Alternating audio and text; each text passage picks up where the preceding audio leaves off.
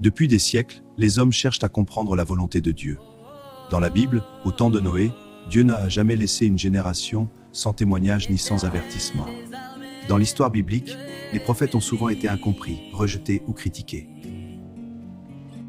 Le prophète Kakou Philippe a déclaré avoir reçu une mission pour son temps.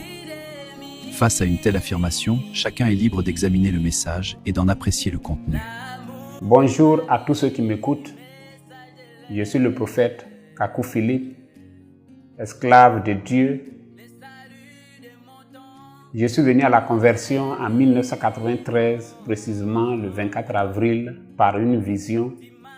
Donc, personne ne m'a parlé de Dieu et personne ne peut dire qu'il m'a un jour parlé de Dieu. C'est un ange qui est descendu du ciel et qui m'a parlé et j'ai cru en Dieu. Et vous aussi, venez, asseyons-nous et alors je vous expliquerai mon message moi-même.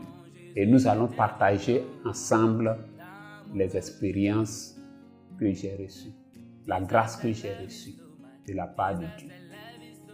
Si quelqu'un a un doute, que cette vidéo serve de preuve de mon engagement, de ma sincérité envers vous.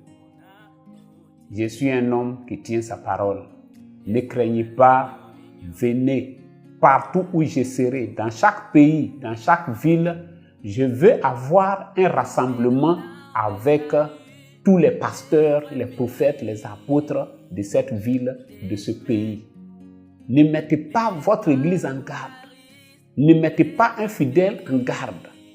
Parce que c'est comme si Ésaïe venait dans votre pays ou dans votre ville et que vous empêchez les gens d'aller vers Ésaïe. Je crois que l'histoire vous reprochera cela. Dans la vieillesse de ces personnes diront que le prophète Kakou Philippe était venu dans notre pays, notre ville, mais c'est notre pasteur qui nous a fait empêcher de le voir ou même de le toucher. Je suis venu de la part de Dieu et c'est à cause de vous que je suis venu. Merci d'avoir suivi cette minute de réflexion. Retrouvez-nous demain pour une nouvelle réflexion sur l'histoire du christianisme et les messages adressés aux hommes à travers les âges.